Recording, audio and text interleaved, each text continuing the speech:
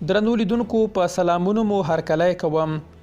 رویټرز د تاجکستان د ولسي جرګې د خبر له مخې راپور ورکړی چې چین به د تاجکستان او افغانستان پولې ته څیرمه د ځانګړو پولیسو د ډلې یا قطعې لپاره د یوې اډې د جوړولو لګښت ورکړي.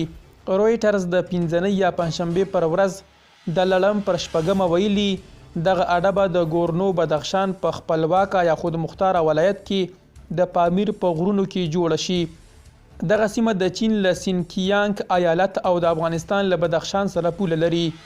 د تاجکستان د ولسي جرګې ویان ټینګار کړی چې په دې اډه کې به هیڅ چینایي سرتیری ځای پر ځای نشي. د اډه په داسې حال کې د افغانستان او تاجکستان پولې ته څیرمه جوړیږي چې لا هم د دوشنبې او طالب ډلې ترمنځ کړکېچ پر ځای دی. بوریس جانسن وایي افغانانو سره مرسته کوو خو طالبانو ته سپین چک نه ورکوو. د برتانیا لومړي وزیر بوریس جانسن ویلي هیواد به له افغانانو سره خپلو بشري مرستو ته پایښت یا دوام ورکوي خو د مرستو په نوم طالبانو ته سپین چک نشي ورکولی.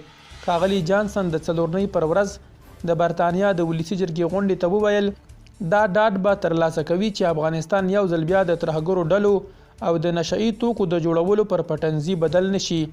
نوموړي وویل له طالب ډلې سره نرمښت ته به پایښت یا دوام ورکوي او برتانیا به راتلونکو کلونو کې 100,000 اړمنو افغانانو ته هم پناه ورکوي.